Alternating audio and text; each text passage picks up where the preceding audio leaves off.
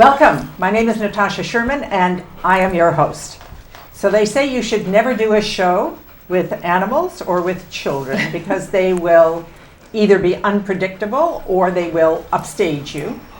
And nonetheless, today's show is with three beautiful animals, and I'm quite willing to have them upstage me. So these animals are three dogs, and I'd like to read something. My guests are part of a new outreach program at St. Gregory the Great Church in Hamilton Square. Father McLean, pastor of St. Gregory the Great, was interested in reaching out to parishioners in need with a program that involved comfort dogs. And so the Golden Halo outreach began with Mary Teresa Weil and her golden retriever, Kimiko, being the first of the team. Mary Teresa, welcome. Thank you. Thanks for and having welcome us. Kimiko. I'm not going to reach out to her in case I don't want to disrupt her zen. So before we meet our other guests, I'd like to read a little bit about the Golden Halos specifically. They made their debut when Kimiko represented the Golden Halos by marching in the 2015 Robbinsville St. Patrick's Day Parade with the parish contingent. The mission is for the dogs and their owners to bring emotional healing to children and adults who are grieving, have disabilities, or are in need of comfort through a visit. The outreach participates in parish special events, healing masses, anointing the sick, the sensory adapted mass, and nursing home visits. That's just the beginning because they're expanding. The sensory adapted mass, which is sponsored by the Grace Ministry, is specifically designed for individuals with disabilities and features lower lighting, softer music, a more relaxed atmosphere.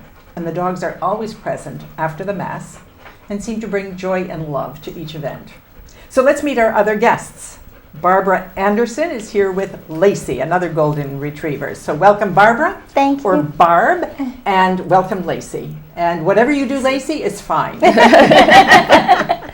my other guest is Rebecca Tippett, and her dog is a St. Bernard, but still quite a wonderful golden halo. And I'm told that, hi, Elsa. Elsa just loves to hang. Yes. Yeah, so welcome. Thank you. So I'm going to ask you some questions specifically about some of your experiences. So Mary Teresa, you kind of were the startup. Mm-hmm. Yes. And Father McLean asked you, and you had just gotten Kimiko, and it seemed like there was something in you that had always wanted to do this anyway. Yes. So this was the perfect opportunity. We did.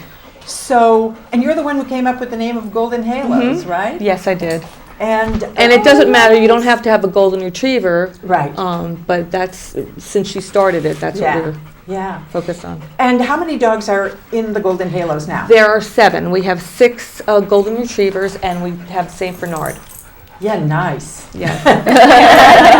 And, you know, clearly they're a little more agitated from everything you've told me. When they go into nursing homes, they kind of just go into the zone. Yes. And they kind of sense what's required. It's the same thing with sensory mass. And clearly this is a new environment. They're still doing great. Mm-hmm. And there's all this excitement. And they want to get their 5 minutes of fame. So what has this meant to you? It has been a blessing, really. I mean, not just for, seeing the children, seeing the people with disabilities, coming up to the dogs, and the dogs just sense it. Yeah. They're calm, they let the children hug them, kiss them, and they're wonderful. And it also, for us as doing this, it makes us feel good too. We have a very, we're doing good to, for the people and giving people a positive experience. Exactly. I wanted to read something. I did some reading online and read that research indicates that interaction with therapy dogs can temporarily affect the release of various neurotransmitters in the brain. Levels of oxytocin, which is linked with bonding, dopamine, involved in the reward motivation system, are increased, and cortisol levels, which are an immunosuppressant associated with stress, are decreased.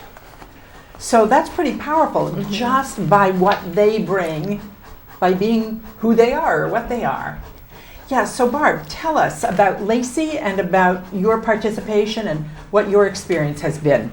Well, it's funny, Mary Teresa had the same instinct or inclination when she got her dog or before you got your dog. And I've always been the same way. Knowing what you just read, you've read it, you've heard about it, how dogs can be so comforting. When we got Lacey, I teased my family, she would be she has that disposition, this calm, very sweet, quiet dog. And I always said, she'd be a great service dog. And they tease me because she was a puppy and she's had that puppy energy. And they're like, no way, are you going to be able to? Sure. But they still do that. When we go to church and the dogs all see each other and they greet each other and are very happy to see each other. But the minute people start walking out of church into the gathering space, they go into, they know. Yes. And they're immediately they're on. And it's amazing. It really is amazing to see. Wow. It's very mysterious in a way. It is. Yes. That, and again, if you do, and I'm going to mention some other things that I've read, but there is something inherently instinctive that they can pick up on such a profound level that we can't. And their sensitivity, it's just like they hear sounds that we don't hear, and so they pick up on vibrations that we don't pick up on. Right. So it's really great. There's definitely And I can imagine how rewarding it is. It's amazing. Yes. Yeah. I always feel so uplifted to see the joy on people's faces just to be able to pet the dogs. And they ask all the typical questions, how old are they? And they always wind up telling you, I miss my dog, or Yes. I have this kind of dog, or I had one when I was a child. Just they just bring so much joy. And to see that and to know that you were able to bring that to someone else is really wonderful. Yeah, it's nice. Yeah. So Rebecca, tell us about Yes. Elsa. Elsa's a Saint Bernard and just really a puppy, and look at her, she's just kind of chilling. She is. She's pretty relaxed. I'm just kind of thinking to what several of the comments have gone on here, and I think that each dog brings something different to different people. And Elsa in particular, she comes from an area of the Swiss Alps.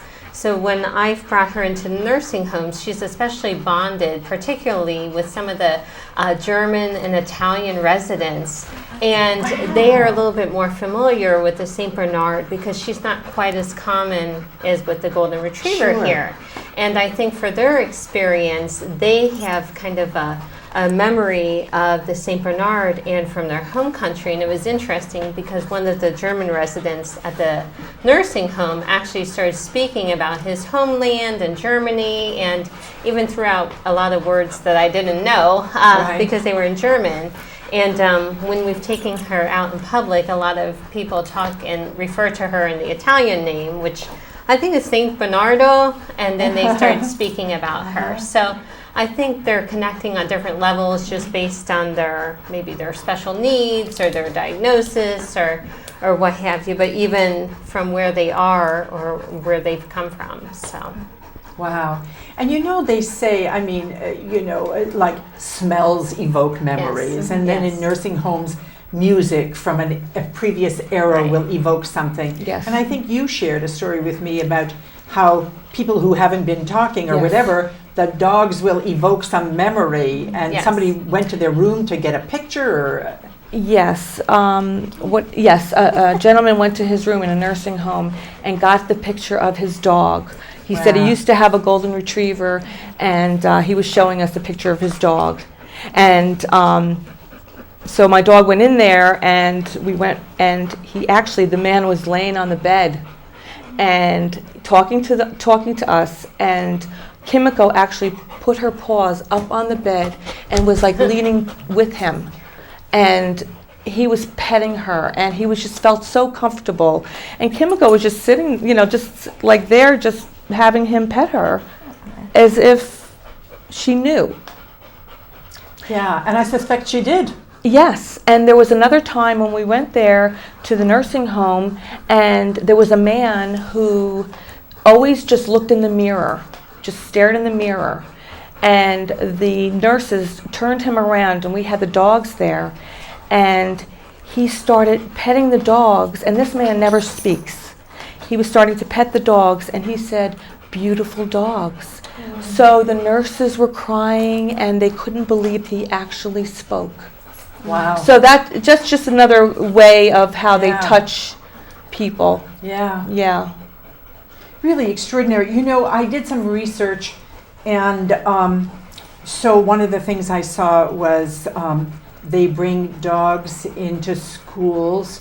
They were talking about children who have a hard time reading, and then of course there's some self-esteem issues attached to that. And if they bring the dogs in to sit with the children while they read and read out loud, it kind of brings them a comfort level and then takes the focus off them, and then their reading ability actually expands.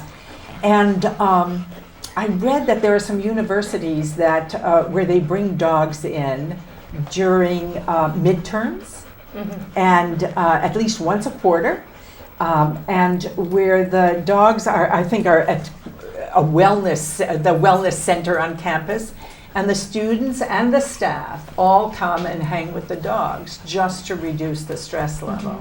Like, really phenomenal. That's really amazing. Yeah. There's one university What'd you that they do? listed that has the only one, I think, that permanently got a therapy dog on campus. Wow. Yeah.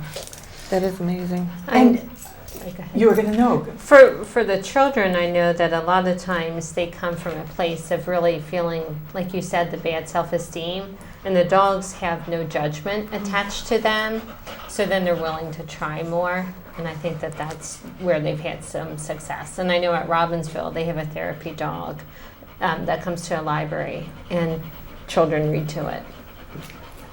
Yeah. One of the other things I saw, which was really extraordinary, was, and I can't remember, I think it's in upstate New York, in a prison, where the inmates, and I guess it's certain inmates whose history has been checked out, who have no history of abuse or whatever, and they get puppies that are specifically going to be trained as therapy dogs. And they work with these puppies to become therapy dogs to war veterans. So they're trained for those particular needs, and then the veterans come in and are trained by the inmates and take the dogs with them. So it's really like this extraordinary exchange where the inmates feel like they've made a contribution. And then the dogs go home with the vets, and they talk about, PTSD, and I watched a video clip where where one of the veterans said, "I can't go out in public, I'm terrified of crowds or whatever," but the dog just automatically covers his back and is always positioning himself so that, and it's not like barking or stay away or anything. The vet just knows his back is covered, and he was talking about being able to go in public, go into a mall, and so there's extraordinary healing to be had. Yes. Absolutely. So what is your history with dogs? Like, did you always have dogs? What about you? I did grow up with a dog, and I have a 15-year-old lab at home. And my idea for getting a therapy dog really came from him, because I thought he would be an excellent therapy dog. But by the time I recognized that and really had the resources to start training it as a therapy dog, he's really too old for that. So that's kind of where my inspiration came from, having dogs myself and seeing their interaction with my children, and just seeing the interaction out in the community, and even for myself, how I feel when I have a dog around. Yes. Yeah. I never had a dog because my parents didn't allow us to have pets. And so I grew up kind of cautious around them. I mean, when I look at videos of them or I see them in person, it's like they're amazing, extraordinary. But I'm not necessarily going to run out and get a dog. What do you think people are missing in their lives? Or let's say, your children, raising your children. What do you think your animals teach them? Barb. Oh, there's so much, just compassion, acceptance, like that unconditional love that a parent always has. But to see it from someone who's not correcting you all the time, go clean your room, use a napkin. the dog is just like always happy to see you, like no matter what. Whether you walk in the house with a happy face or you come in frustrated, they are always the same, always thrilled to see you. It's an immediate uplifting, just even if you're already up, it's just like the joy that just the wagging of the tail and the smile on this one smiles a lot, and they're completely uninhibited.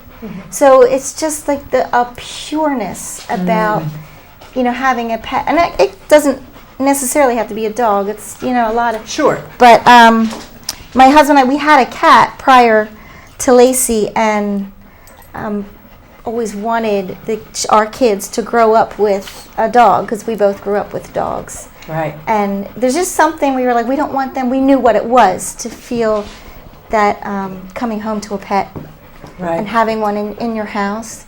That we didn't want them to grow up, get through high school and out the door without having that to take with them. Yes, and the way you describe it, to me, it sounds like it enriches their lives. Absolutely. Like you can grow up without a pet and you'll be fine, but it's an added quality, adds a quality to your life. It does. I feel like it's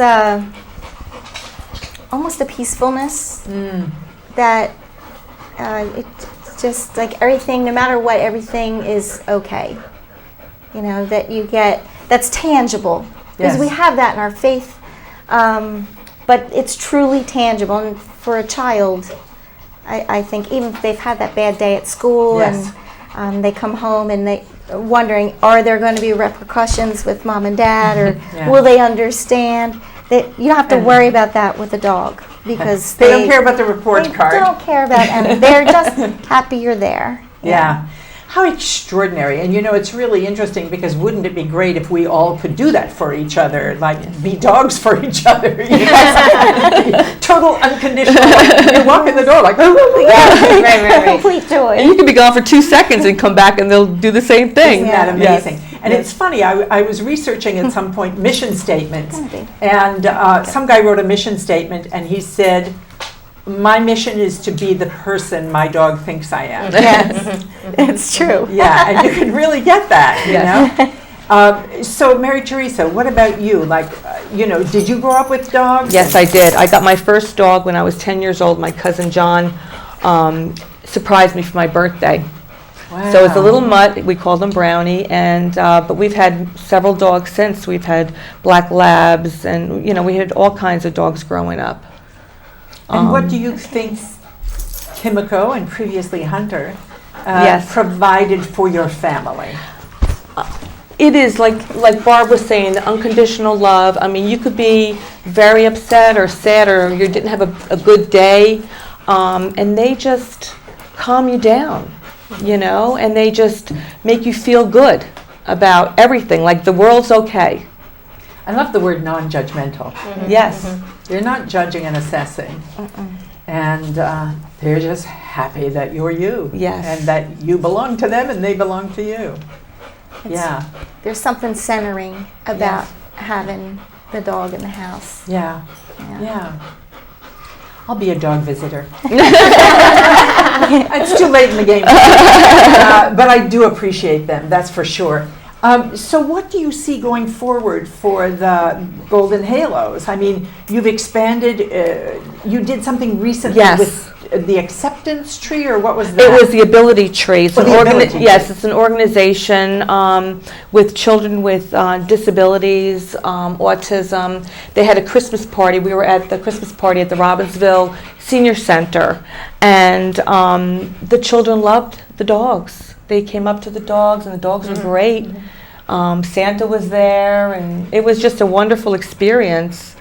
And I think the adults were very surprised how their children were reacting to these animals. And then afterwards, that same night, we went to St. Gregory the Great Church. They had a Christmas tree lighting. So we were there for that as well. So we're getting pretty booked up. We have a couple of nursing homes, this week. And And I think, I think it was brilliant of Father McLean to kind of, come up with this idea because Yes. typically one doesn't think of church and dogs in the same sentence. Exactly. So true. Exactly. And to then see the value of that. And look at the dogs love that's okay. each of you, too. They do. They do. So, Big social butterflies. I want to just scan through if there was anything I wanted to ask, but I want to ask you, is there anything you want to say about this experience specifically, or what you want people to know? I think the biggest thing is that sometimes certain people with certain disabilities have a lot of trouble relating to other people, and the animals can help them to really be able to communicate and interact and not have that difficulty with interacting or with the eye contact or social isolation. The dog just sets a stage for acceptance, and it's easier for them to interact with the animal than with other people. And then that's kind of, the animal can be a bridge to communication with people. So it really tries to, I think the animals can really help include everybody, and that's really what we're after, is Inclusive. I love that. including everyone. Yeah, and social isolation. Yeah. Yes, and that's I think you need to take Elsa kind of away from the Oh, okay. equipment. What's up? She's getting big. As we So the speak. next time she comes, she'll take the whole thing. But yeah, that's really great. And again, if you translate it into our own humanity, it's like we could aspire to that, non-judgmental, making sure people aren't socially isolated, embracing, just sending love. So they are definitely teachers. They are clearly teachers. They have an energy that they just, they send out an energy that takes people's guard down, relax. Even other animals, they're going to play. They accept each other. They accept. And they require very little. do. Yes, they do. That, Right. yes, just a Right. good. They don't ask for a lot. No. Just a good lint brush. And Mary Teresa, anything before we complete? Well, I just want to say that this has been a great experience for me, and I think I can speak for all of us. And it brings us out to the other world, Yes. I mean, where we normally wouldn't be. And with these dogs, we could actually see other people that, go through, Yes. certain things, people with, the seniors with dementia, how they react to the dogs, that they've had dogs that, they'll say, I remember I had a dog, but then Yeah. they react a certain way. And I think it's a beautiful thing. Yeah, it I seems really a beautiful do. thing all the way around, Yes. for you and for the people who are getting to meet them. Yes, and it's a really great experience for all of us. Yeah. So I just want to thank you, and I'm going to start at this end. Mary Teresa and Kimiko, thank you. Thank you, Barb Natasha. and Lacey, thank Thank you. you. Come here, Liz. And Rebecca, Elsa, thank you. I mean, it really has been incredible, and they have been amazing. Look at this. They stayed in a television studio for close to half an hour without destroying anything and just hanging. So thank you so much, and good luck with the work that you do. And at the end of the show, people will see the way they can contact you. Okay, great. Thank So you. thank you for what you do. Thank And you. thank you for being having here. Thank you, Thanks for Natasha. inviting us. Thank you. Oh, it's been my pleasure. Hi, Thank you for Elsa. having us. My name is Natasha Sherman. Thank you for joining us.